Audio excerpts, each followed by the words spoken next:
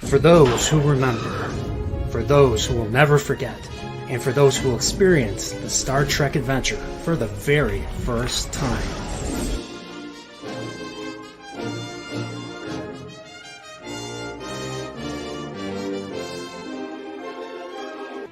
The Star Trek Hexology.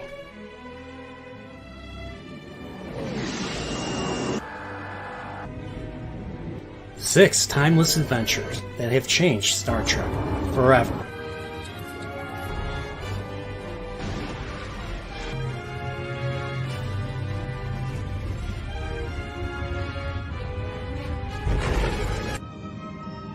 Now, all six films remastered in glorious HD for the ultimate in sound and picture quality.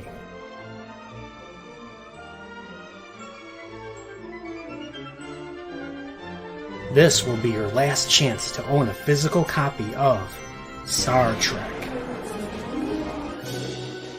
The Gene Roddenberry creation that launched the Star Trek franchise.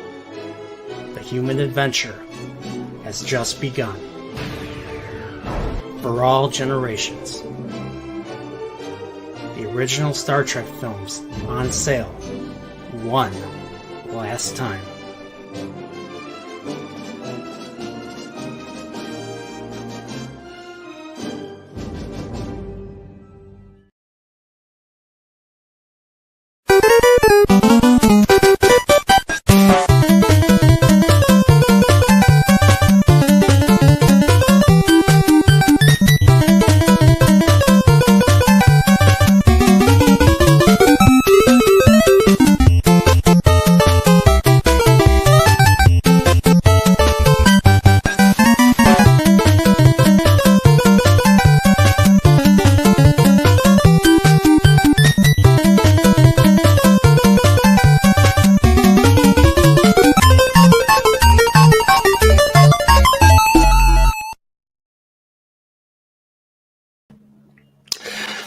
What's up, guys? What's up? Welcome back to CHILLPOREAL. I am your host, Brian, the Nerdporeal Lifeform himself.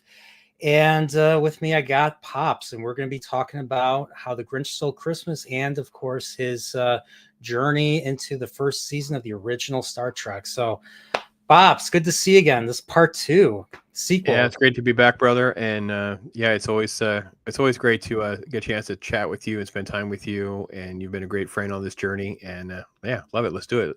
Hail to everybody in chat. And yeah, Merry Christmas. Yeah, Merry Christmas. We got CLS Studio came by earlier, and we got Salty Traveling Sea. What's going on, guys? Thanks for being here. So Pops, how's Christmas going? I mean, obviously I'm wearing the hat that I'm going to be sweating in the next 20 minutes. I see you're already wearing your Christmas sweater. I forgot to get a Christmas sweater. I'm supposed to be going to a Christmas party tomorrow night, and we were supposed to be wearing Christmas sweaters. I keep forgetting to buy one. I was going to try and see if I can get like a Star Trek themed one or a Nintendo themed one. I don't know if I'm gonna be able to find one now. And they're expensive. You go to like a Target or you go to a Target, they're like $60-$70. I was like, I remember trying last year. I was like, it's not worth it. So I'm probably gonna just dress up in a collared shirt and suit, and I'll look like what's his name from the MMA, Dana White or something. We need to get you like a thin white long sleeve sweater and then like a black dickie, and just get you like a Marty the Moose mug, and you can just be Dennis Quaid's character from Christmas Vacation, just walking around me and Eddie. And we will get it or not. Yeah. Dennis Quaid was in Christmas Vacation. Oh, Randy Quaid. Sorry. Cousin Eddie. Yeah, Cousin Eddie. Yeah. No, so yeah, I love my cardigan sweaters. It's like I don't really wear pullovers. I have one hoodie kind of, but for the most part I enjoy button up or zip up. And yeah, I have an issue with having a lot of Christmas shirts, Christmas sweaters, stuff like that. So yeah, whoa, Salty knocking it out, man. Oh wow, crazy right out of the gate. Yeah, Salty was a recipient of some of my more recent generosity. So Salty, $20. Merry Christmas, you filthy animal. Nothing but love, brother. May your holodeck have only the hottest green-skinned babes and your bridge female officers ample cleavage. There you go. Amen to that. Wow. Amen. How's the I mean, so how's the Christmas season going for you? You said you got the grandkids going on. So got anything Yeah, cool planned got anything cool planned for the family? we do. We Thanksgiving was great. We weren't able to pull off getting all the grandkids together for like a Santa photo. That's kind of part of the tradition stuff we do. We have a new baby this year, so grandbaby number 6 came Oh, on election day. boy or So girl? a little girl, her name is Eleanor. Her nickname is Oh, Nori, that's so and nice. it's been so amazing. My wife actually drove down to town and visited and got to see her today and pick up a couple of the grandkids. So they'll be here. They could become barging in at any moment because of the chaos. So they'll be with us tonight, and then we're going to go down tomorrow and hopefully get them all together for this Santa photo. But yeah, the house gets decorated really early. That's a tradition that started when we lived in town because we decorated the outside. We literally were like the Griswolds. We had so many decorations. We would start in October just to set stuff up because it would take so long to do all that work. Yeah. But what we ended up finding out is we kind of kept with that tradition, even though we don't decorate outside anymore because we live in the woods. There's no one to unless the deer want to see Christmas lights. There's no reason to decorate the outside.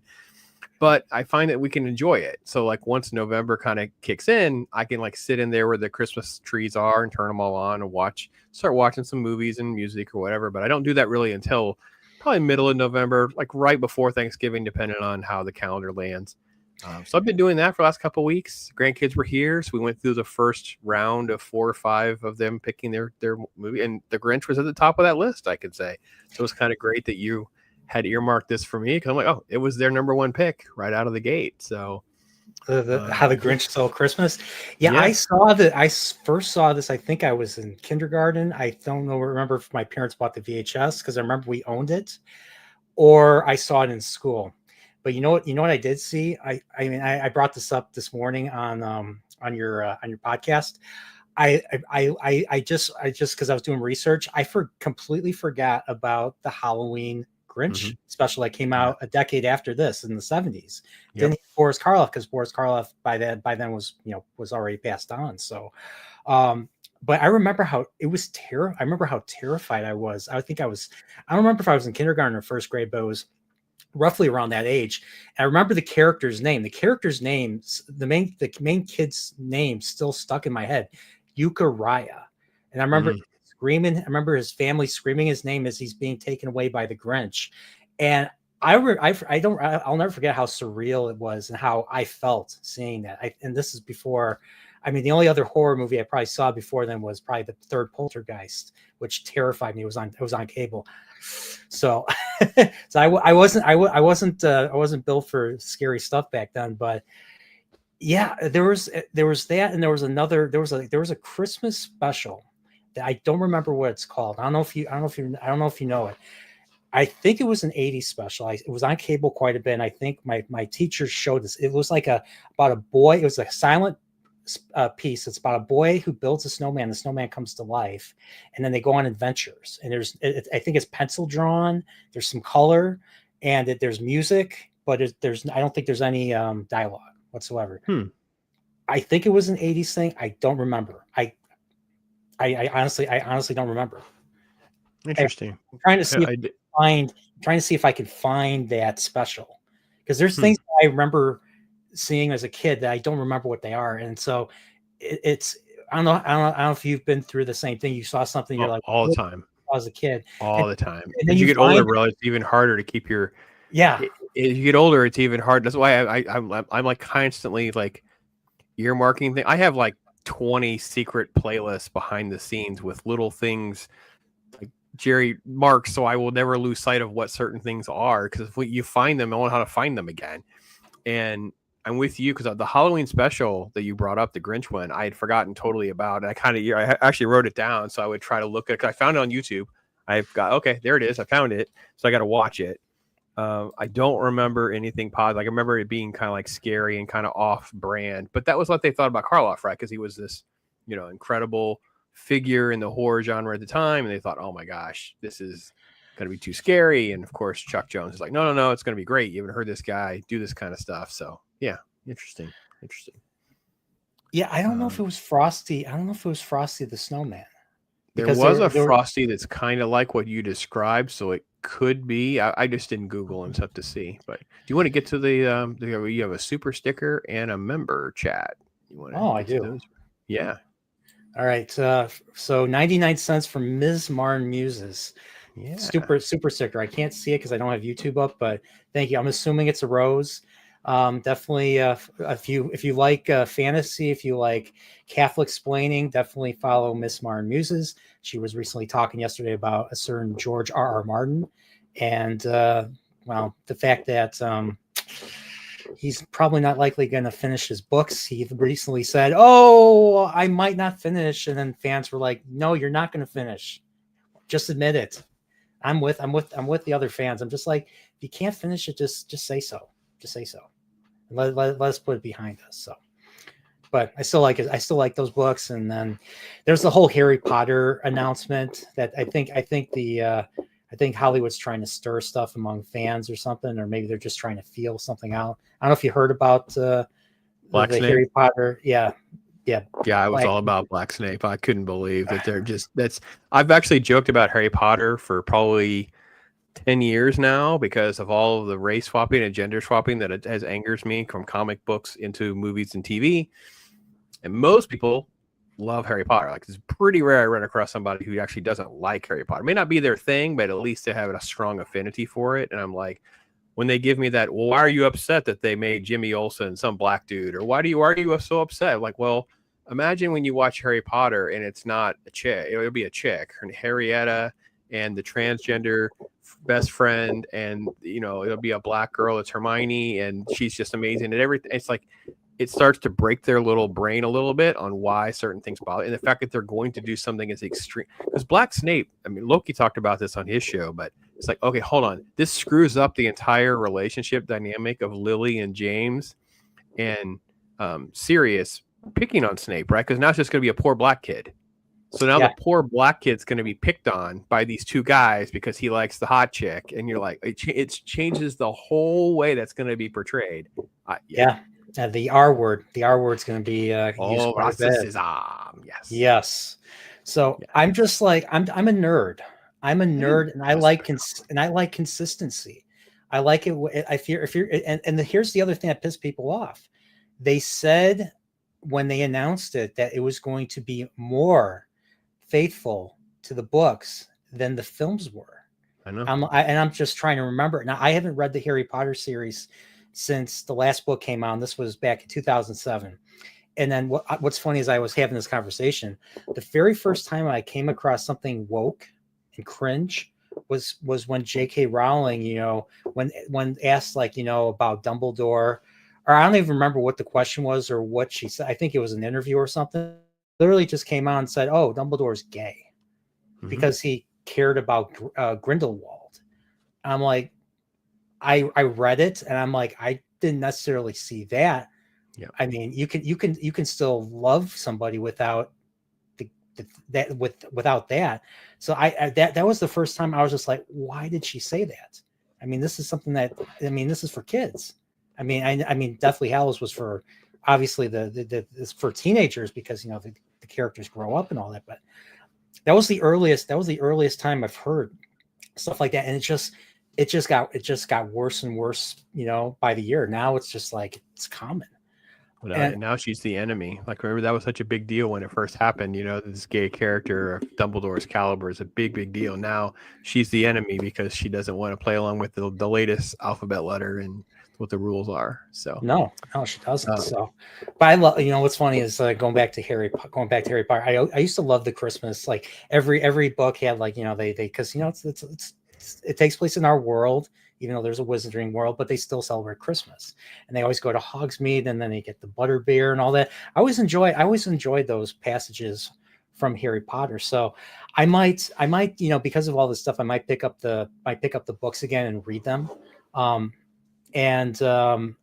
mean, that's just, I don't plan on, based on this, if they're going to do what they're going to do, it's just this is pattern recognition at this point. Usually when they do something like this, it usually turns out bad. And definitely makes you skeptical, right? Because it's not in a bubble. That's what I keep saying about some of these different arguments and things that people have. Like, but it's not in a bubble. It's not an isolated incident. It's in the same vein as everything else. So it Yeah. immediately throws up at least yellow flags, if not full on red flags, of like how bad something is going to be. Because it's not like they change some secondary character or some tertiary character that most people won't care about. Snape is going to be integral into whatever the story is. So it's massive. But do you want to get back to the other member, including mine? We got Dan Crane for 27 months. 27 months, man. Dan, I really appreciate you being a loyal supporter. I'm glad.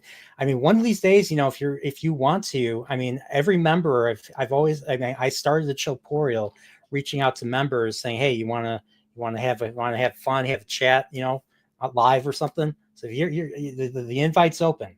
Merry Christmas. Yeah, Merry Christmas, Dan. It's awesome. And we got Pops. Hashtag be nerdorial. Love what you do. I typed it wrong. Nerdorial. I missed it. Oh, well, I'm trying to talk and do the.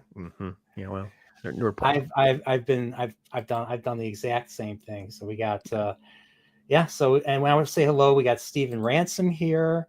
Who else do we got? Oh, there's another name I haven't seen before.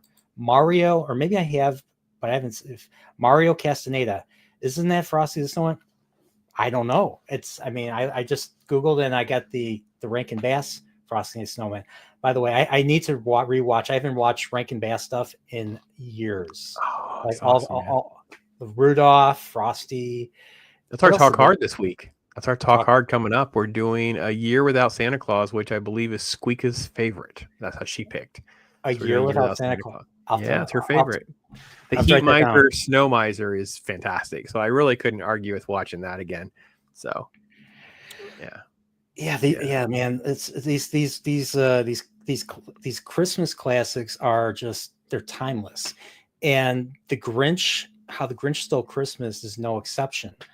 And I figure, if you have the grandkids over. Mm-hmm. Have you read to them Dr. Seuss at all? Might as well get into Dr. Seuss. They're on the shelf. They're like right over here on the shelf. I have a Horton Here's a Who lamp up here on this other top shelf. I'm a huge so again, when you're in college and you have this, you get these emotional scars from these massive term paper type things that you have to do during your college career, because you don't have too many of them. I didn't. I only had like a half a dozen or so. They're these massive ones. Well, one of them I got to do pretty early on. I think my freshman or sophomore year, I did one, and I actually did one on Theodore Seuss Geisel and Dr. Seuss, and went through his World War II life and doing into marketing, writing children's books, and why. And so I've always been a massive fan, even though a lot of that stuff's kind of hard to find in the old cobwebs of the memory banks. But my kids have always grown up on it. The grandkids are growing up on it. Like I said, whenever they got here, it's like, okay, you guys get to pick movies. And again, I told this, I think I told it this morning, there's only been like maybe one or two Disney things remotely been brought up in like a year now, because they know that when they come here, they can watch all this old stuff, things that they don't ever see, and they get excited about it. And they picked the animated Grinch. That's what we call it. We just call it Grinch. But How the Grinch Stole Christmas, Rudolph, and then they went to other Rankin Bass. They did choose a Disney shorts. It's called Prep and Landing. It's this little cutesy short with these little elves that help Santa and whatever.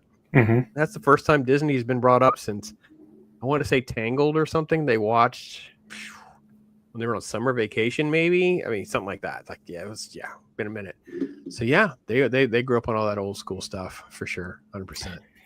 So, did you grow up on Dr. Seuss as well? I know. Absolutely. Okay. What books? So I'll tell you what books I had that I remember. I had I was born in 1984. So the Butter Battle book was one that was like, I must have read a billion times. That was great. Believe it or not, all of his books were allegory about issues that Geisel really cared about. So like he did one about the arms race, was basically the Butter Battle book. He did one, I forget the one he did about Japanese internment. Like he originally thought that, he was originally for Japanese internment during World War II. But then he ended up changing his mind, and he wrote a book about that. I forget what that one was called. I don't know if that was the one that got him in trouble, or well, he didn't get in trouble. He was passed away by then. He passed away in like 91. But like a few years ago, like they banned or they discontinued like 6 or 7 of his books. I don't remember if that was one of them because of racial insensitivity. It really pissed me off. Yeah, I mean, Mulberry Street. It's yeah, Mulberry Street. Yeah. I don't have Mulberry Street in front of me. That's why I put myself on the thing. So yeah, this is my which version is this? This is the 1977 version. Mine's a Cat in the Hat. you know what's funny is It's my Cat in the Hat from 6 or 7-year-old pops, I guess. I don't know. Oh, 77. So I don't know what happened. I think our Cat in the Hat kind of disintegrated or something. It disappeared. So the one that I had and the cover somehow came off. We had the Cat in the Hat comes back. So that's the one I read the most. So that one was one that I read quite a bit. I used to read One Fish, Two Fish, Red Fish, Blue Fish, with the yellow cover. That one was great. What You Have in Your Hand is another one. Green Eggs and Ham. Actually, I don't know how I ended up with this one because this one obviously predates me and it is in bad shape. It's barely together. So, but it's a 1960 copyright on Green Eggs and Ham. And then the last one I have is an ABCs. ABCs, yep. Yeah, my brother had that one. Yep. Is 63. It's a 1963 copy of these. Oops, I dropped my other thing, knocked something over. So we ended up getting copies of most of them, so when the kids grew up they could keep them. So I know the girls have sets. I don't know what the boys did. I don't know, they kept their sets or not, but they all grew up on One Fish, Two Fish, Cat in the Hat, Green Eggs, and all that kind of stuff, because it's just reading. And I grew up, I think it was probably like, it was early elementary school. They did one of those things over like a spring break or something where if you read books and write down what books you read and you get so many credits, you get rewards. I don't even know what those rewards were. And I remember I went back to school and I had read like 40 things. And they were like, you didn't read all that. I was like, what? I didn't know what to do. The teacher was basically telling me I lied. And I'm like, I guess call my mom. And my mom was like, yeah, you don't understand. That's all he did. That's all he did. You told him he would get a prize. That's all he did was read for like a week. It's like every single one of those he read. He did. Yeah. So I read it, and I had a couple of those books. And I know I gave some to my daughter because she's the one that just had the baby, but she was my big reader among my kids. So she got a lot of my very original stuff. She has like my original, like The Invisible Man by Wells and stuff like that. She has like a lot of that kind of stuff. Like one of the Harry Potter. I have a British copy of Sorcerer in the Stone. I think it's what it was called over there. Philosopher's Stone. And I have a British copy of that, and I gave it to her. So stuff like that. So yeah. So I grew up on all that. So I got to turn my camera off so I can find out what I just knocked off my desk. So bear with me. You guys ever check out his quote unquote secret art? I have no idea. I have no idea what that. I have no idea what you mean. You're gonna have to elaborate. I have no idea. I'm still learning quite a bit about Dr. Seuss, and we got Staple Bowl here. What's up, buddy? Definitely check out our Wheel of Time stream that we did. I think it was, I don't know if it was like a week. It was like a week and a half ago. We covered book 6, Lord of Chaos. I finished it, and I actually loved that ending. So if you like fantasy, definitely check out the Wheel of Time, because it's never gonna get a true adaptation. I mean, that's current Hollywood for you, especially Amazon, just sucking up properties and not knowing how to justify them. So is the person in chat, I'm sorry, I don't know who said, I missed it, who it was running up, is the secret art, is that book that has all the paintings and watercolor and sculptures? I don't own it, but I've seen it and it's pretty cool. He was really into sculpture. He had this giant boulder in front of his house, and just there's all sorts of crazy stuff. He was really just into a lot of, I don't know, postmodernism. He was just really into a lot of different things. Just a fascinating guy. So I think that's what they're Dr. Seuss. Yeah. Mm-hmm. Apparently he had a run-in with an anti-abortion group because of they used a quote from his book to like, no matter how big or small you are a person, and that they used, and he threatened to he threatened to sue them or something. So, but yeah, but that's neither here nor there. But I got a question. Do you think that How the Grinch Stole Christmas was the most popular Dr. Seuss thing, at least now? Or do you I think it's think still the it's Cat in the Hat? probably no. I think Grinch because Grinch is a it's if it's not in the top 10, I don't know what's wrong with people of the most popular things every year. It's definitely one of the most rewatched. Now with streaming and with cable, it's probably being played every minute of every day from like early November all the way through the first of the year. So it's just so timeless. It's short. So I know for like I said, we talked about the grandkids.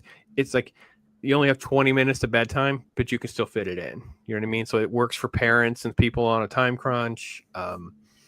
It's still so true to that love and kindness messaging that we need and this time of the year brings out in all of us, and we all should be hoping for even more of it. I think that's what our goal would be, to always be even more, give me more kindness and be more loving each year. And even though Cat in the Hat and some of these other things there's not been adaptations that have caught on, so when something kind of transcends itself and makes it out into the universe like that. By the way, Marcus Noble doesn't get credit as much as he deserves. I know Chuck Jones gets a ton of credit. He should. He's obviously this great story developer or whatever, but Marcus Noble is the guy who does all of the like the background art and stuff like that. A lot of the designs of Whoville and what Mount Crumpet looks like and all that. Marcus Noble is kind of his partner in crime in creating that kind of stuff, and he's phenomenally talented. It's crazy how much like work they put into this. Like there was like they were like there's like there were hundreds of background paintings Mm-hmm. and like thousands of cells basically. And I'm trying to see if I'm trying to see if I can find okay, I have the book up. I'm trying to get the animated film. I'm trying to get the exact number. Um, where is it? Where is it? Yeah. So yeah, everybody knows Chuck. Like 15,000. 15,000 drawings and cells, 250 background drawings, Mm-hmm. 4,500 dispensable and unusable character layout drawings.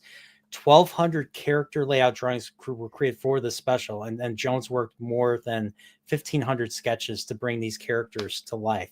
I'm just curious how long this project took. This was like what, 20 minutes runtime? Like they put a lot of work into like just like this took more work than I think Charlie Brown did, in my opinion.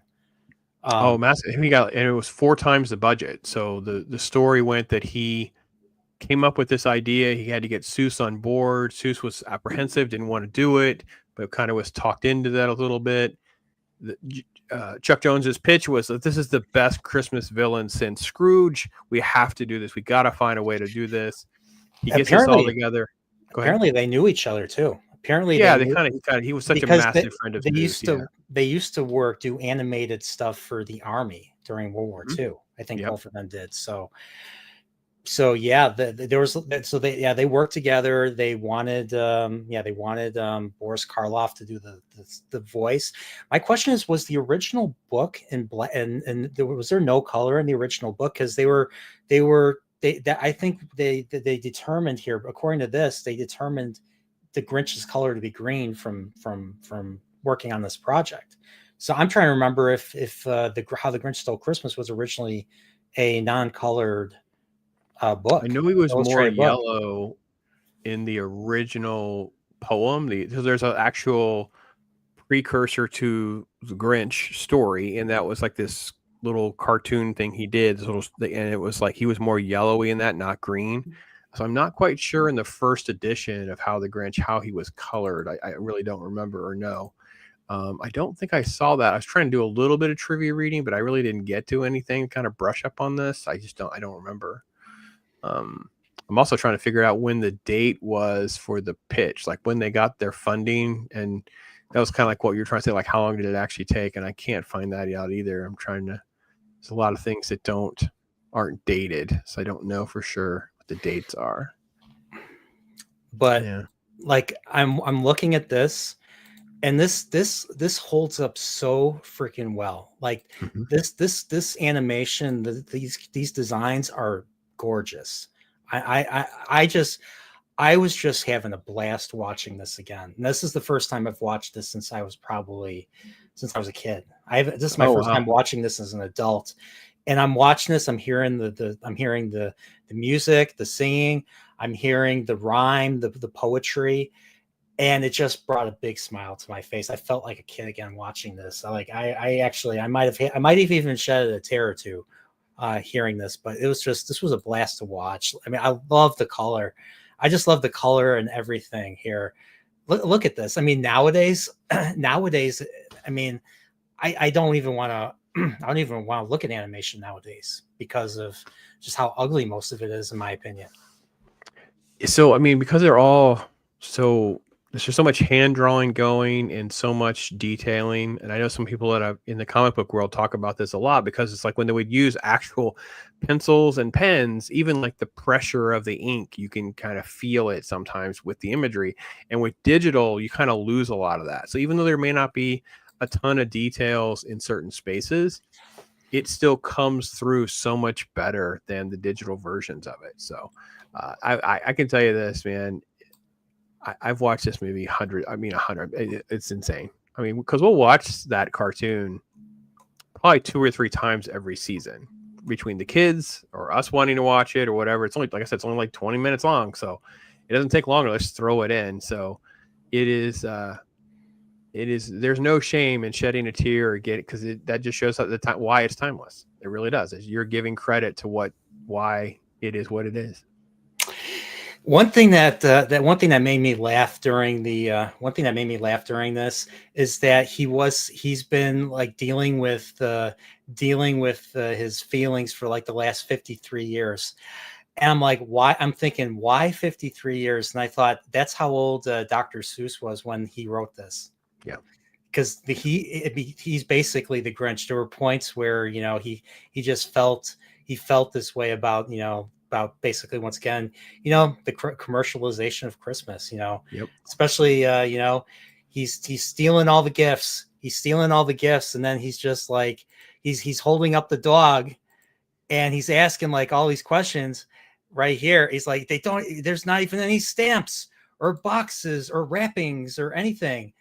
And then that little heart. And here's another thing I noticed in this so his eyes are red usually when he's bad, but when he's no longer evil or bad, his eyes turn blue, like right here in this moment. And I just liked, and one thing I liked how his cheeks, whenever he smiles or some, whether it's evil or like this I'm trying to think of the word.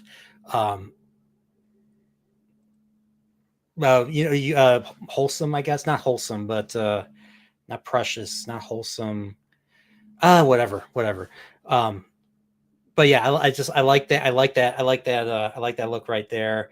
And then they show that his heart. So one thing that about this guy that I was thinking about that holds so true is that it's so easy to fall into this this mindset. Basically, Oh yeah. I have been in this mindset myself. I have seen, it's always like, you like when you feel like you're missing out on something, or you see friends, or you see people either doing better than you, or other people around you being happy and you're by yourself and all that.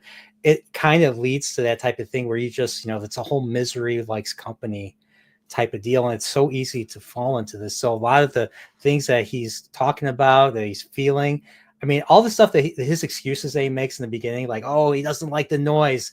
It's not the noise. He's lonely. He's lonely, and he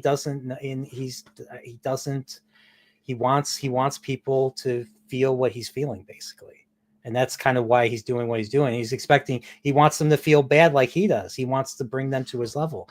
And what's beautiful about this part is that despite the fact that, I mean, everybody knows this, despite the fact that he takes everything, like he took everything. He took Mm-hmm. the deck. He didn't just take the presents. He took the Christmas tree. He took all the decorations. He even took the roast beef. Who takes the roast beef? He took the food from the mouse. He took the mouse's little piece of He took the cheese. crumb, yeah, He because takes the crumbs. and it was so because they were talking about he's like took every because he had to rhyme house Mm-hmm. with something. He left nothing in the house, not even a crumb for the mouse. I was like, oh, this is so good. But to go back to what you were saying about, I mean, I think whether it's you or someone in your family, we all know someone who is always struggling during the holidays. People deal with tragedy, and therefore it kind of taints a lot of their holiday experiences going forward. Loneliness factor, Yeah. all, and I think also too, it holds a mirror up to your own personal joy and experiences. Maybe Yes. people don't have a relationship. Maybe they feel shunned. Maybe they're just insecure about how they appear, or they fall out of relationships, or they're strained from their family, and just there are so many dynamics that are heightened by the holidays because the mirror of society. You see happy people, and people are always comparing themselves to the best version of what they see. So you know what I mean? So people would look at me and go, "Oh, you're just so happy, Pops," or whatever. It's like, well, you don't see the blemishes, you don't see the fight that I've had, you don't see the strained relationships. That these are the things that you don't see. So you would see this one version. You put someone on a pedestal, and it's like, well, that's not my whole story, right? And I think that's how everyone's like that. And you have to know that it's the nuggets in here. And I think, again, I know we can all throw rocks at the live action Jim Carrey version of this. And I know I did a video with Vex about the 2018 cartoon because the kids like that Grinch. And for me, there's moments in that Grinch that tie to what you were saying, right? Where he says, I thought I was angry and I thought I was this, but I was really just lonely and I was sad. And I was, it's the backbone of it is still there, even though it's not the same story. It's just different, right? I get it. There's nothing that's going to hold up like this cartoon, but the essence of why it's so timeless is because, like you said, these transformative moments where you see him and this almost like this beaming innocence that comes through. Like, I see it now. I feel it now. I know what this sort of kindness and love and good tidings and cheer mean. I get it. So I love all of this for sure. Yeah, and then of course he goes and he brings everything back. He saves it from going down the hill. Obviously, the question is, here's the everybody talks about the famous scene. He's stealing from the fridge, and then there's a little Mary Lou right there.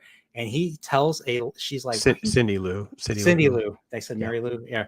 She's like, why are you taking our Christmas tree? Why?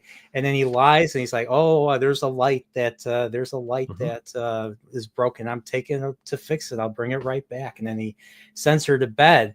I'll have to show a trailer because imagine the Grinch didn't react this way, but reacted in a totally different way, like he was a serial killer, and they might have made a slasher movie based off of this. And I have the that'll happen when it's in public domain, I'm sure. Like they have the Pooh Bear movies and Steamboat Willie. There'll be a Grinch 100%.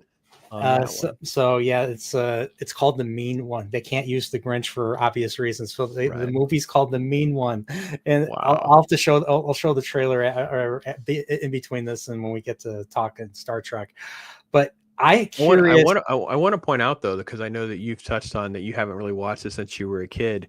I want to go back to another reason this is so generationally interesting, because for me and my generation, we grew up, these things were like events. Thursday night at 8, The Grinch, Who Stole Christmas will be on CBS, brought to you by the Foundation of Reading or whatever the sponsor was. And you're like, oh my God, I can't go. I got to be home on Thursday, because if you missed it, that was it for a whole year. You can see it again. And on school the next day, it's what everyone was talking about, seeing Grinch or seeing Frosty or seeing Rudolph or these were, and it was like every week for like a month. Every week. Every year? Oh, yeah. By the time I was a kid, yeah. First, this stuff came out in, this is 66, right? 60. Yeah, same. This is like so the year after Charlie Brown Christmas and same time. Boom. What's funny is same time as Star Trek season 1. Mm-hmm. And of course, it's The Great Pumpkin. Charlie Brown was the other big one from this one. So Yeah. These were events. I remember even as a kid, like they would show this on. I think they would show this on ABC, and they would Mm. show Charlie Brown on CBS all the time. So yeah, I remember even in the '90s, these were on TV quite a bit. But So I pointed I that grew up, out to point yeah, out that that's why I think for my generation in particular, we watch this stuff every year. I've never not watched it. There's been challenges with that, like where you don't own them, or you can't find them, or you don't, whatever. But for the most part, you watch it our whole life because they already came out. They already existed by the time we were kids, so they were already part. It created this sort of like faux demand in our life. With you have to be home and watch it. You got to be home. It's different now, right? Because it's streaming, it's whatever. But I always try to create that for my children. Like this is just part of what we watch. My daughter, my youngest daughter, was so angry at us. I forget which year it was. I want to say she was like 19. We didn't watch A Christmas Story on Christmas Eve. She went into a meltdown. She freaked out. I don't exactly even remember exactly what happened, but it was like part of it was part of the process. It was part of the tradition. It's just, you know what I mean? And now it's like, okay, well, I've encouraged the kids that they have kids. Figure out what your traditions are, man, because it don't matter to those kids. yes, it matters, man, and it's important. Yeah. Oh man, I just want to say a double dog dare you, but I can't think of something to say. Triple dog there. Yeah. He's Pops slight breach of etiquette. Went Pops straight to said the triple dog dare. No, I got to do it. Breach of etiquette. Slight breach of. You're gonna put an eye out with that saying, Pops. I will indeed. Rah, rah, rah, rah, rah, rah, rah, rah, rah. And then that never gets old. That movie never gets old. Yeah, what's funny is what's funny is that like that's so quotable. That movie's so quotable. Yeah. Christmas Story with the subtitles is a life changer. If you've never watched Christmas Story with subtitles on, some families are Catholic, some are Methodist. My dad was an Oldsmobile man, and you're just like, what? Wait, what? There's just so. Christmas Vacation is the other one, like Christmas Vacation with subtitles on. It's like a game changer because there's so many. The thread of how the lines play off each other is just incredible. And when that movie came out, it was immediately like that for me. My friends thought I was nuts. I mean, I had to have seen Christmas Vacation. I worked at the theater at that point. I saw it at least 9 or 10 times. So people, anytime I was around someone and they would talk about being surprised, I'd be like, surprised. I woke up tomorrow with my head sewn to the carpet. I wouldn't be more surprised than I am right now. And they look at you like you have two heads. I'm like, you don't understand. It's these movies are like that for me, for sure. So, yeah, Christmas Vacation is probably going to be the next stream I'm going to do with my buddy. So I have to. That means I'm going to have to watch it again. It's been a while. Christmas Vacation. Yeah, Christmas Vacation. I got a link I need to send you. I'm going to write down a note. I got to send you a link. Takes place in Chicago, like all the vacation movies. This one actually takes place in Chicago because he stays. They don't leave. They don't leave. They stay. So, but yeah, going quickly back to the Grinch, I was just curious if he still used that excuse of taking the Christmas tree back and bringing it back, so they didn't go all go all crazy on him and try to rip him apart, like a mob and everything. Probably not. They're probably a very loving, peaceful. Well, the Who's is funny because you bring that up because the Who's they address it briefly in like the live action one with the Jim Carrey one because they had that thing about because he says sorry, and it was just there's little things like that I think the movie also does without being like explicitly part of the message is like about forgiveness, about just letting the past go, not getting hung up on it.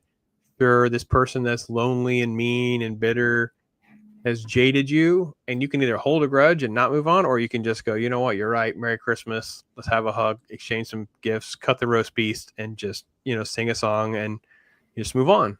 So you know what else I'm kind of thinking of now, just thinking about this, maybe the Grinch, even though he's been annoyed for 53 years, maybe he's the prodigal son too. You know, maybe he's the prodigal son of the Who's, and he can't. He comes back. You know. I mean, I'm sure you know this. Everybody knows the story of the prodigal son. Goes out into the world, messes up, ends up being alone, and comes back, and they give him a feast just for the fact that he came back. He came back to the light, and he came back. Just the fact that he came back, and he's with them. And Have you seen the other? Have you seen the live action Jim Carrey? And have you seen the other cartoon?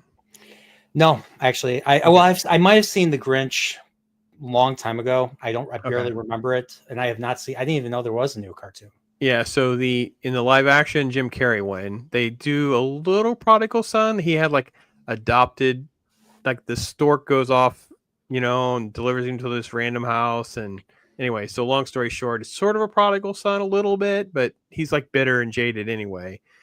In the cartoon, he was like abandoned at an orphanage. So a lot of his bitterness and jadedness was just the loneliness since he was like a child. He never ever had Christmas. He always just felt like it was all just commercial nonsense and whatever. So they insert pieces that I didn't always care about, but I don't totally despise. So yeah, but yeah, this is a beautiful. I still think this is a beautiful thing that I think we should watch every year.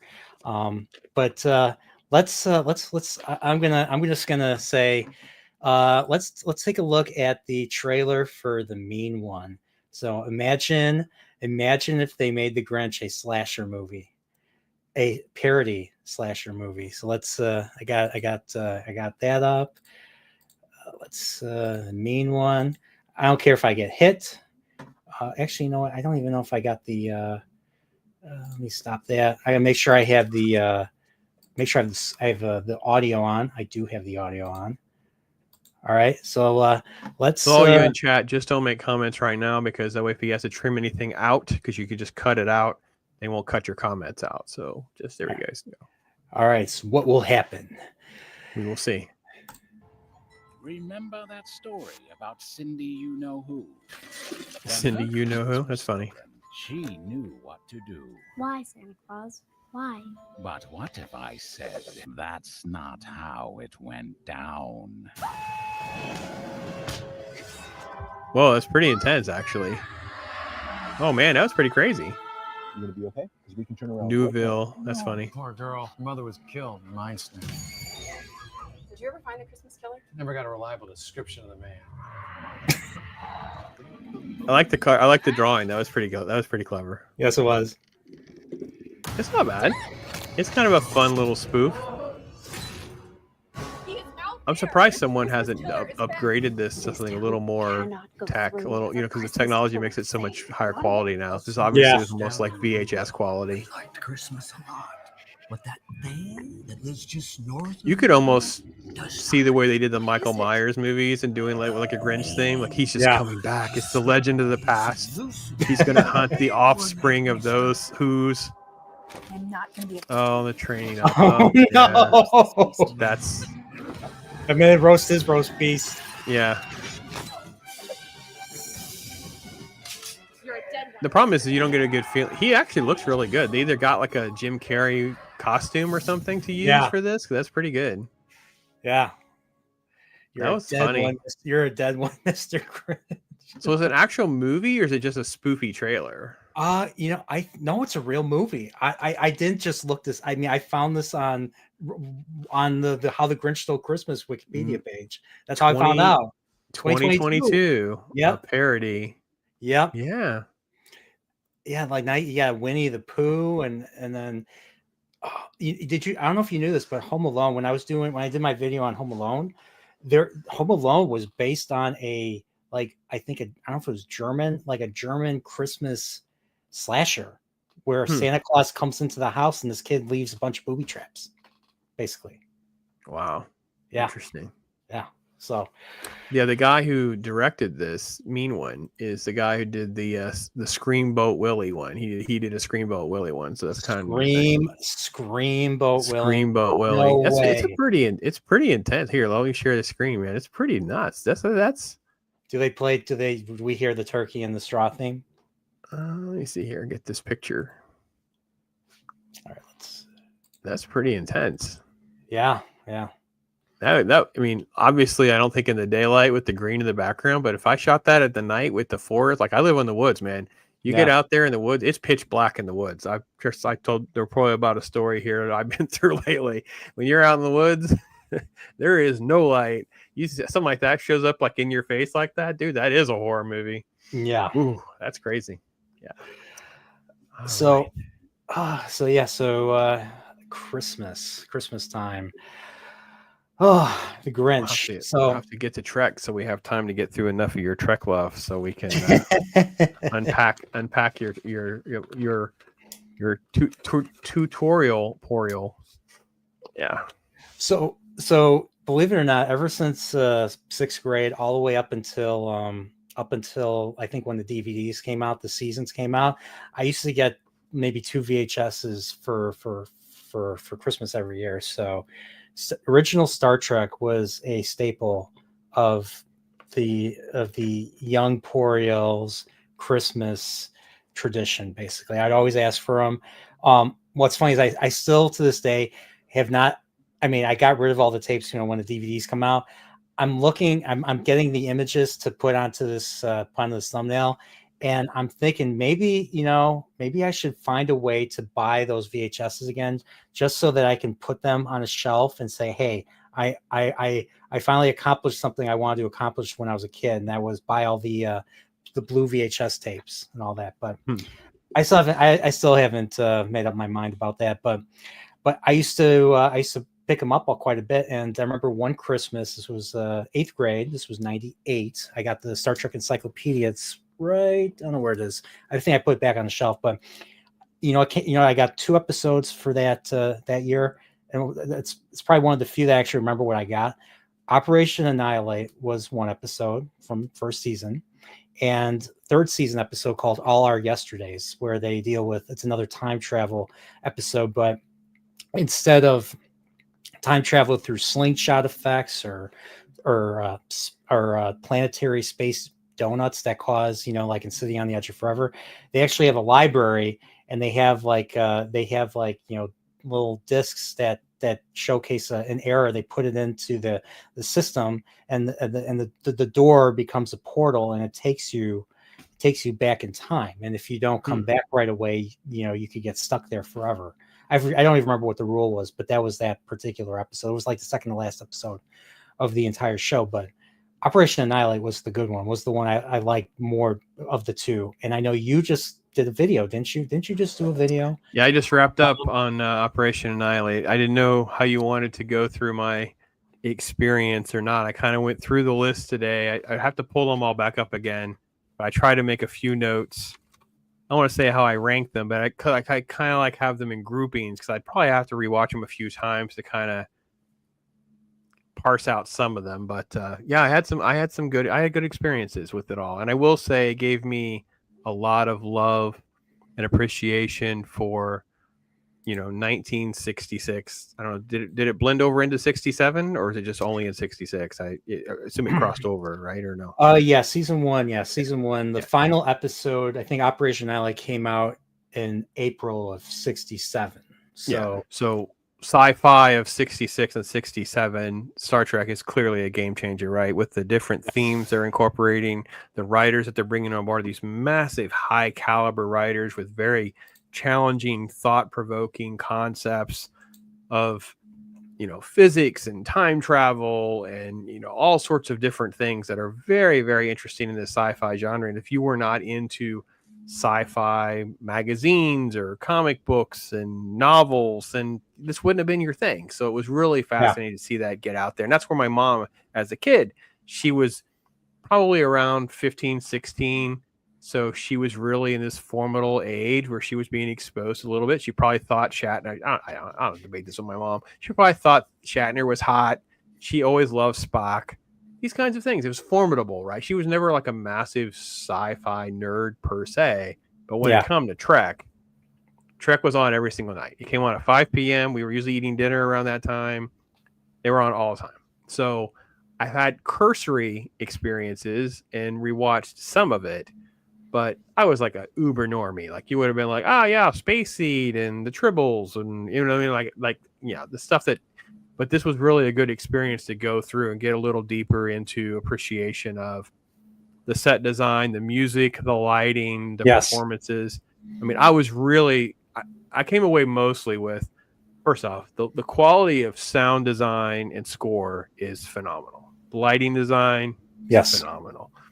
They were really compensating for having not a lot of money and coming up with some concepts of And- like, how do we film in and a they- park, or how do we film in a university, or how do we get something cheap to film, costuming, like. And they You were could see it. constantly in the red. Like Desi Awesome. Desi Lou nearly went out of business. They nearly went bankrupt from that. And Mission Impossible was Mission the Impossible, other big show. yeah. Was the other big The- show that they did. Yeah. And I don't know if you know, Yeah. but a lot of the actors that guested on Star Trek also guested on Mission Impossible. And the one on there was one where both Michael Forrest and John Colicos showed up in the same episode. John Colicos plays Core, from Aaron to Mercy, Right? And Michael Forrest, you haven't gotten to Who Mourns for Adonis, but yeah, he plays Apollo. They literally encounter Apollo, the god Apollo, on a planet in space. So there's a Quentin Tarantino movie called Once Upon a Time in Hollywood. Yes. And the scene in the beginning with Al Pacino, and they're sitting there talking about, you played the heavy, and he started going there, you were in Green Hornet, and you were doing this, and and it was like, that is pretty much how it all worked. These were just journeyman performers. Like, for instance, not so much Mark Leonard, Ken Lynch, right? He was the guy that plays the cop guy in the mining one. What was the monster, the little creature? The Horda. Horda, right? So the head miner guy, Ken Lynch, he's like a staple on like crime dramas and cop shows and all of that. So he's just journeyman, right? So it's just kind of like so I would assume that's the case for a lot of these performers that were kind of like that, for sure. And they had to pay money. There was no residual money like there is now. It was like this was rough work, man. Stay busy.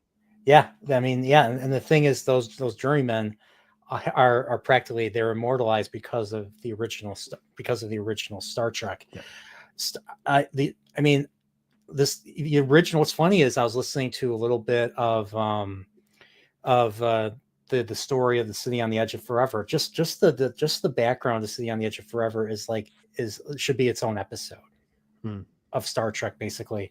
But the way writers wrote back then, there was a reason why rewrites were a big thing with the story editor. So you had initially you had John D.F. Black, and then he was replaced. His contract went up within like the first 10 episodes, and then Stephen Karbatzis took over as story editor. And then later on they brought in Dorothy Fontana, DC Fontana. So you had those three, and then you had also another producer that came in about midway through the season, Gene L. Kuhn. And then, of course, Mr. Roddenberry himself was usually the last one. If there was a story that he came up with the idea for and told someone else to write, or was something that he was really interested in, he would rewrite it himself. So City on the Edge of Forever was obviously the most notorious example of that, where he brings in a famous science fiction writer. I mean, you had Ted Sturgeon before, you had George Clayton Johnson, Samuel Peoples, who wrote the second pilot. But you had Harlan Ellison, who wrote the initial couple drafts of the City on the Edge of Forever. And I don't know if you know much about Harlan Ellison. He wrote the story that basically they tried to get away with using the concept for Terminator, where you had two people come back in time to fight each other. Enemies come back in time. Cameron tried to get away with not crediting Harlan Ellison. Harlan Ellison found out. Yep. I came up there and that's why they made that big. You see that thing saying based on a story by Harlan Ellison, like at the very end of the opening credits and all that.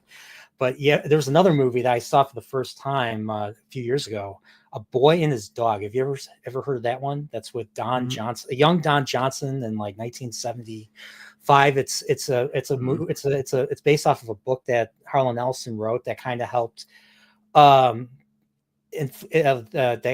influence / inspire Mad Max, especially the Road Warrior, because it takes place in the desert. It's post-apocalyptic, civilization's gone, and like most men have kind of reverted back to their baser instincts and so when the rape is common. And in this case, this is science fiction world. The question is, it's about a young man, teenager, that can talk to his dog, and his dog talks back to him. So we don't know if it's all in his mind or if the dog can actually talk. That's the thing. It's an R-rated movie. It's not. It's one of those post-apocalyptic dystopian movies. They find a dystopian society that lives underground, and it gets pretty wild because it's like they, dystopian back then. Dystopian was always right wing, always like right wing Puritan, trying to just control everything. And if you were a sinner, you would be off. In this case, they had an android enforcer that was just killing everybody and everything. So people were dropping left and right in that movie. But yeah, Harlan Ellison, I feel, brought a lot of edge to a lot of the stories that he wrote. And there was this edge that he brought to City on the Edge of Forever, especially the way it ends, to the point where, it's basically, he got the idea. He read the biography of an evangelist, a female evangelist, who was just like according to him, one of the best people to have ever lived. And he wanted to write a story where Kirk meets this woman, falls in love, and ends up having to let her die. That's where he just got the idea for that. And well, let's just say what leads into it was totally different. Like there was another character that was a drug dealer that housed this jewel type of drug or something, which I think they kind of stole from Mud's Women, because Harlan Ellison was on the set quite a bit when they were filming Mud's Women. He was hanging out basically. And so there's this drug deal, and there's another crewman. So these are crewmen on the ship that are, doing illicit activities, and he murders this other dude who kind of holds out on him. And then there's a court martial, and then he ends up getting away, and he's the one that ends up going into the portal, in the City on the Edge of Forever. And, they chase him, he gets chased into the portal, and then he ends up falling in love with the woman as well. So he's basically the McCoy role originally. And they completely cut that out for budgetary reasons. And plus they didn't just this is not Star Trek. Like they literally said, this is not Star Trek. You know how, it's funny because we always say, especially with New Trek, we say this is not Star Trek, certain people. I'm one of them. But the writers, Ron Barry, the producers, the story editors, they had to basically take what these science fiction writers wrote and make it fit and make it make sense in the greater context of what they envisioned Star Trek. And you can see and consistency of the characters. Yeah, because there's times you can see where they're trying to figure out how to make it work. I think I had that was one of my biggest problems with Operation Annihilate, right? Was this oh yeah, by the way, the Vulcans have a second set of eyelids. He'll be all right. And it was okay. That was not you want to hear Operation? You want to hear how Operation? I was listening to the Operation Annihilate one right before I got home today. The original outline that Stephen Karbatzis wrote. Now, Stephen Karbatzis was the story editor, but he was contracted to write his own episode. And he's like, I don't know what to write. And Ron Barry gave him an idea of, just mass insanity and these multi-celled creatures that are part of a greater whole are just taking over. In the original story, Kirk kills everybody on Deneva. Like they have to kill everybody. There's no solution.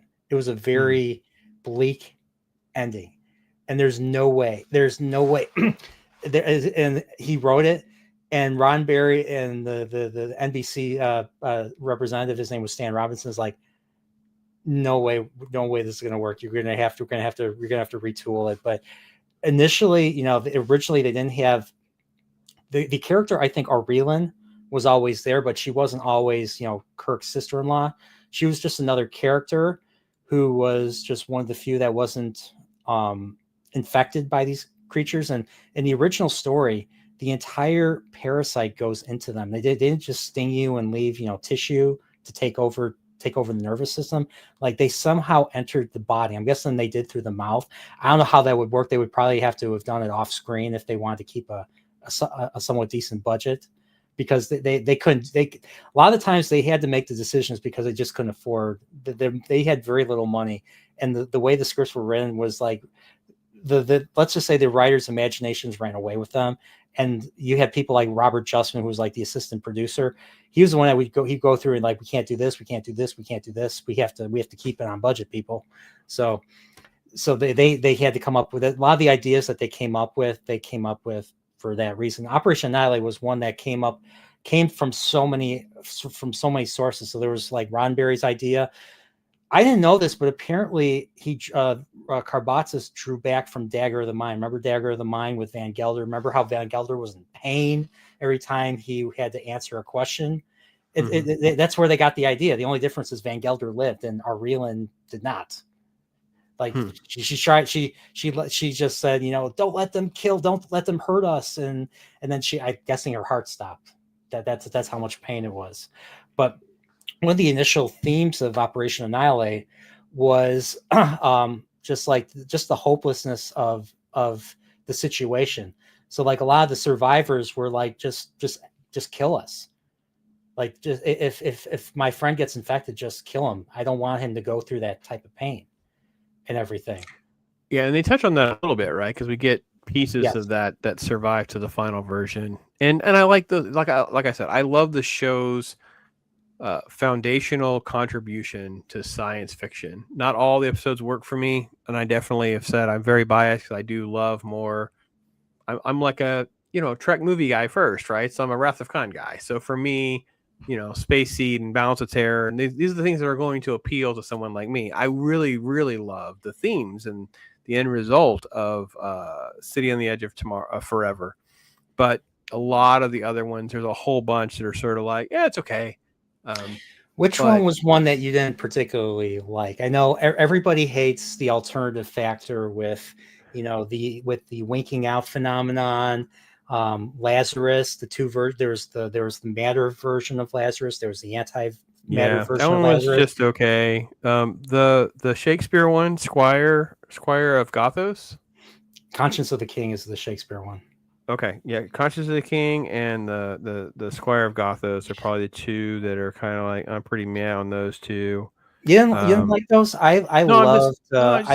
Just meh, just like, all right, it's like this is the thing with the series is I came away with a better appreciation. I don't feel like there was an episode that was so incredibly terrible compared to my expectation. There wasn't like an episode that was like a 2 out of 10. You know what I mean? There wasn't an episode that was so ridiculously bad.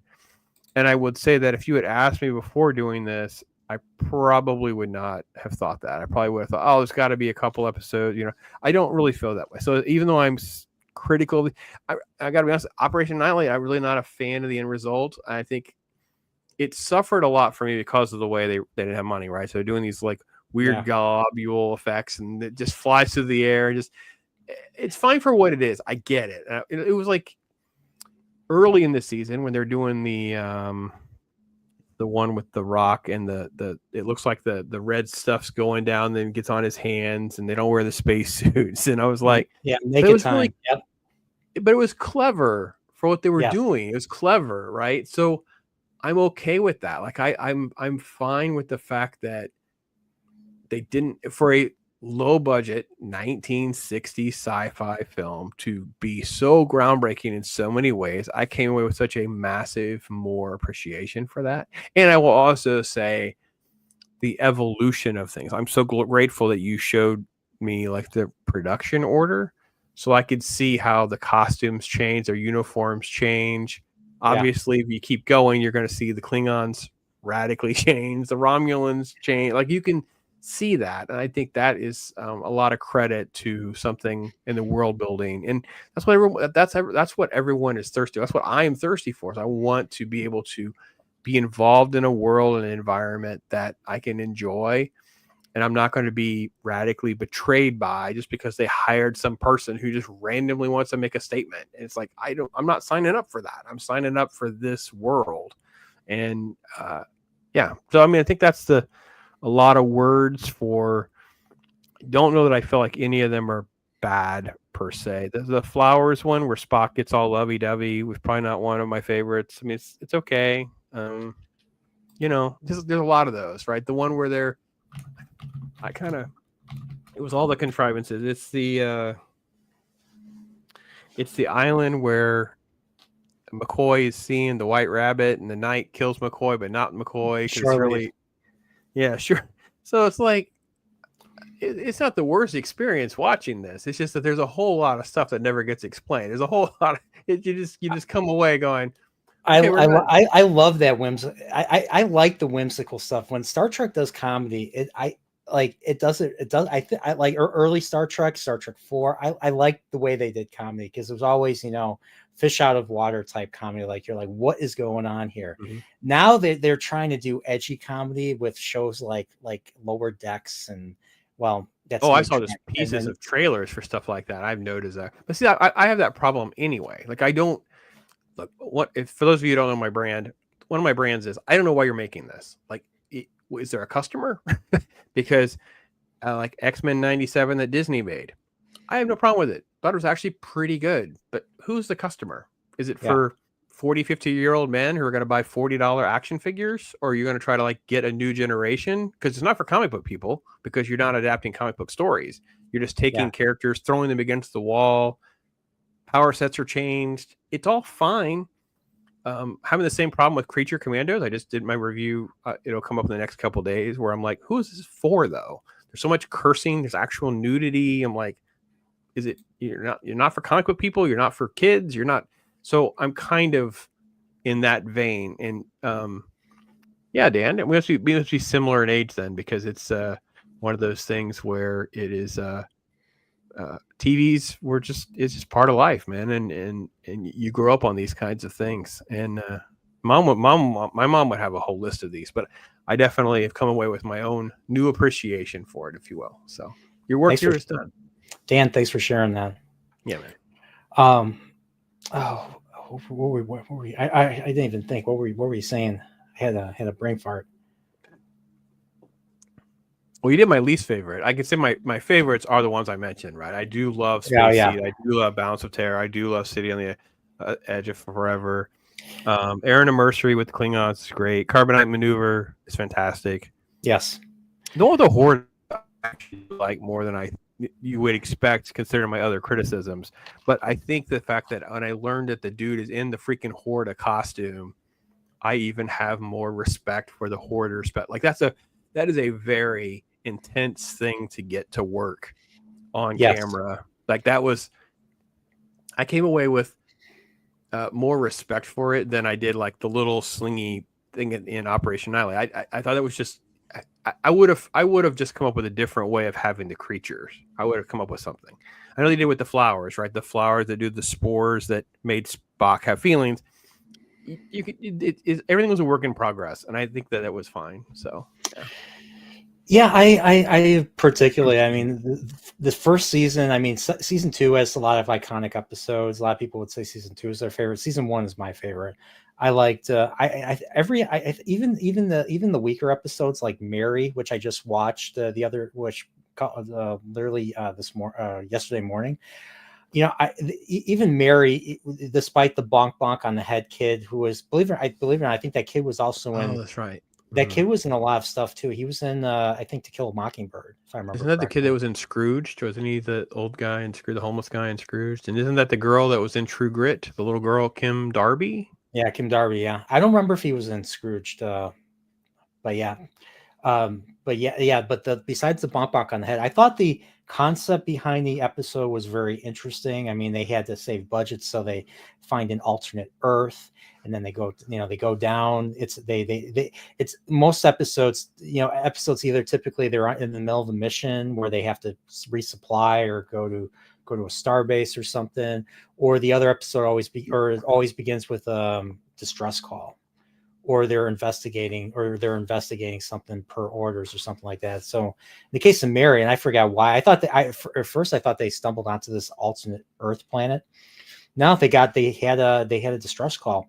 And I liked what's funny is despite the fact that I think kids are the weakest part of Star Trek, and the weakest episode is not Mary, but there's a third season episode where they do bring back kids. Especially they bring back the kid that plays young Peter James Kirk. We find out that, Craig Huxley's character from, Operation Annihilate, well, he comes back in third season in the episode "And the Children Shall Lead," where they're being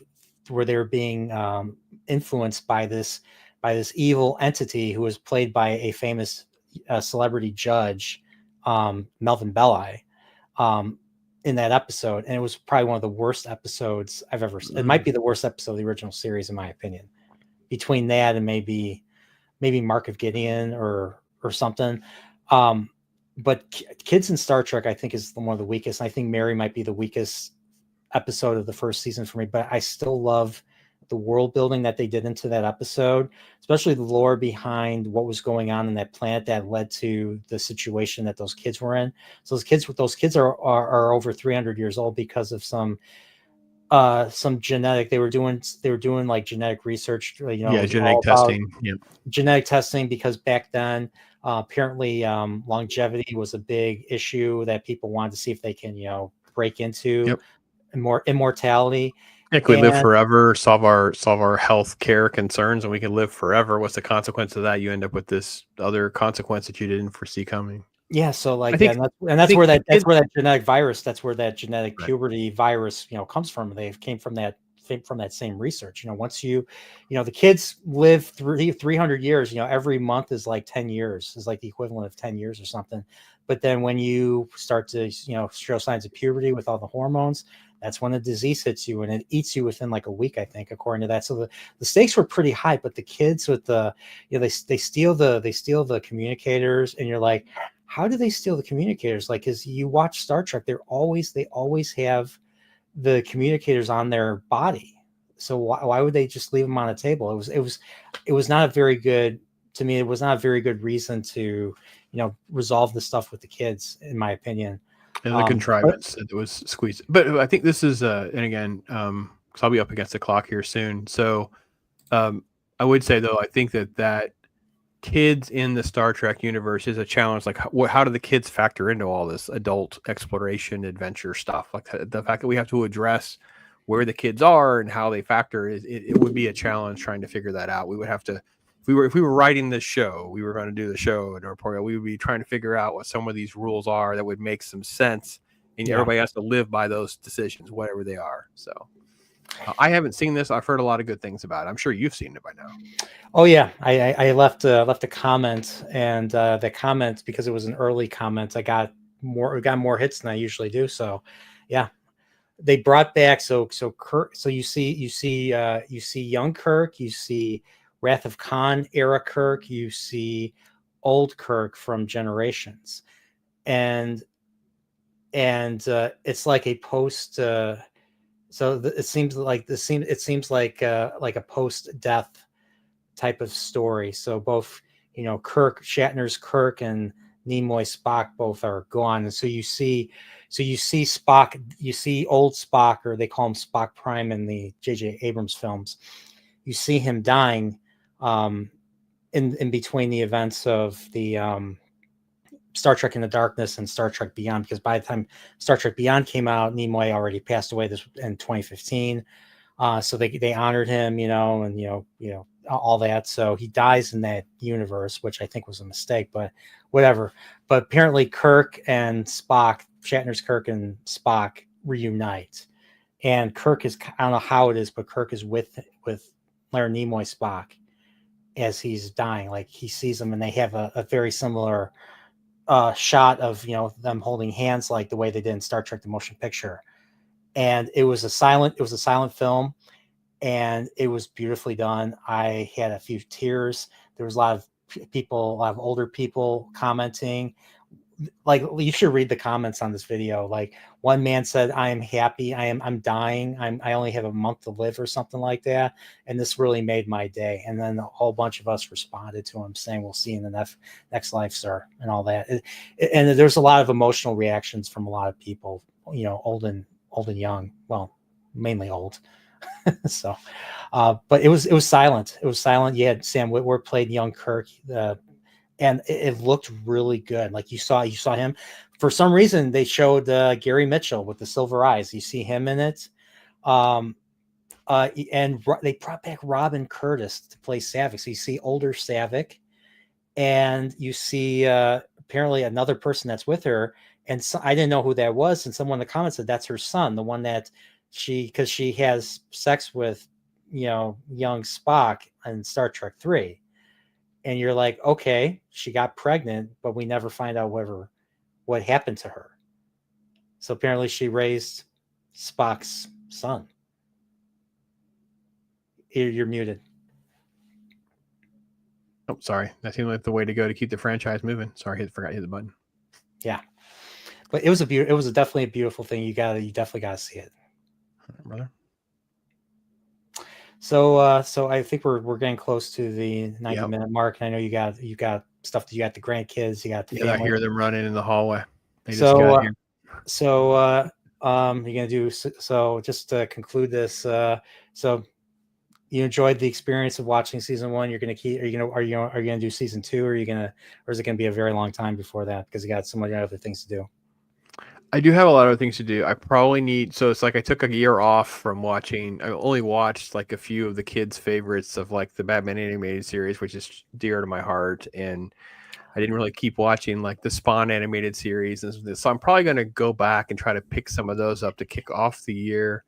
And then it's kind of like a scheduling thing of like how much can you handle, right? And there's how many good shows or bad shows are there to watch. So I'm not opposed. I really had a good experience though, so I will say that for sure. And animated shows, you know what I watched again? And I went back in time to my childhood in the 90s. I watched 90s Spider-Man, the Fox Kids Spider-Man. I watched it. It's so good. I'm like, why is Marvel stuff so bad now when you had such good stuff back then? They want to redo it all, and the rights issues has to be part of it. They don't want to pay the Ditko family. They don't want to fill out money for some of this stuff. I've actually said, I made a quick comment when you watch that again, Creatures Commando video. They'll come out in a couple of days. Rick Flag Sr. is in the cartoon, but they changed his name. So it only has 1 G instead of 2 Gs. And I'm like, is this part of the royalties thing? I mean, I hate to be this superficial, bringing up something that's frivolous. Why do you make a change like that? It makes no sense why you would make a change. I feel that way about some of the Spider-Man stuff, some of the stuff that Marvel and Disney do. It's just kind of how I feel. But yeah, I don't know. I wish I could tell people what I'm going to do. I don't really have a game plan exactly. I just want to make sure I'm having fun and enjoy doing this. I've been doing a lot of older movies lately rather than new movies because I just don't want to sit through some of them. I'm sick of this 2 hour and 40-minute time investment. And there's not 2 hours and 40. It's not like watching The Godfather where there was actually 2 hours. It's proven.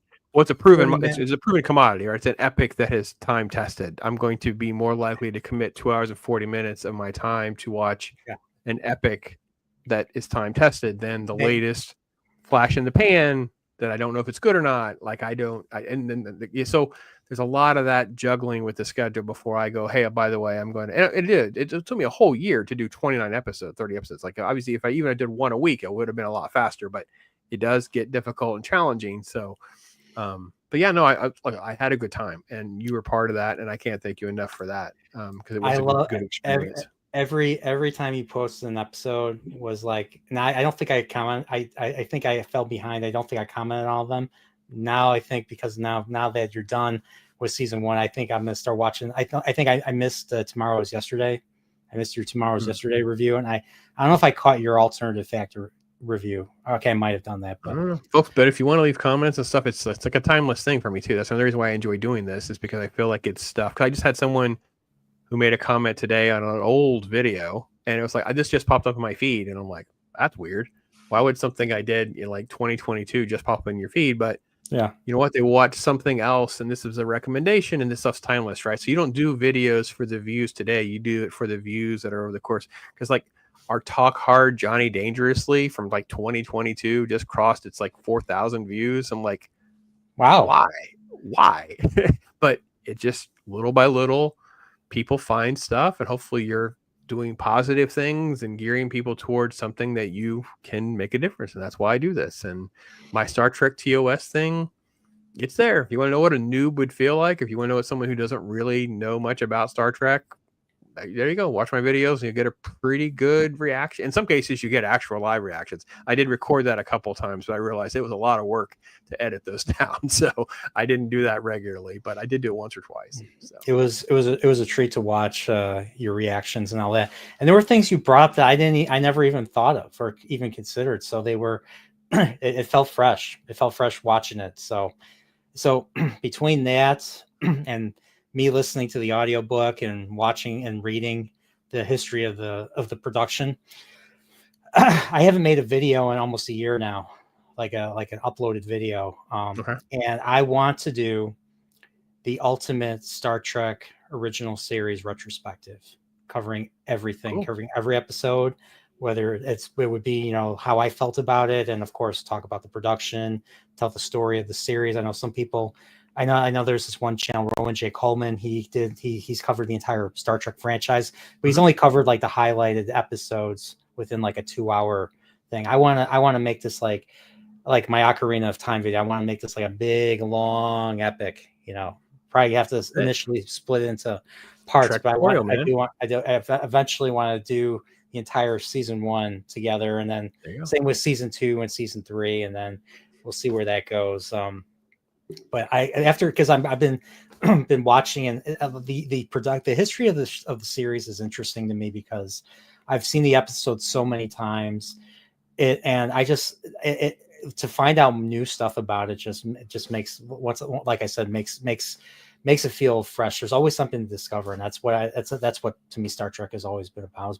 Well, if you're doing those videos, you're doing them for the person that's going to find them for the first time 10 years from now. So I think it's great. I guess that's a perfect idea because it's like if you're just learning this now and you're this connected to it, imagine the person that's just finding Trek. They're in college. They're 8 years old now. They'll be in college in a few years. They're going to find Trek for the first time, and they're just going to start binging it. And it's like, there you go. You got this person that will want to know more or whatever. They're a film major, and it's like it's about just trying to find that passion of things that you enjoy, and then it'll just drive you to do it for fun of it. So I think it's great, man. I've been blessed. I met a few younger people, well, younger than me at least, that have discovered Trek for the first time themselves, and I was able to kind of help, kind of guide them and have a conversation and all that. And I just love it. this is something I could talk about all the time because it's just something that Star Wars was my gateway into science fiction and live action basically. But Star Trek was really my gateway into not only science fiction, but television. And then I watched Voyager and TNG, and then eventually Deep Space Nine, and then, and that's where it went. So, but yeah, it's a shame there was never a Christmas original series episode. They did a Halloween episode. They did a few Halloween based episodes, but they never did a truly Christmas episode. So, I have to write. I need some recommendations for Christmas movies to watch this year. So I know I'm watching Christmas Vacation. Die Hard I've been talking about Die Hard. Everybody's, still arguing about Die Hard, a Christmas movie.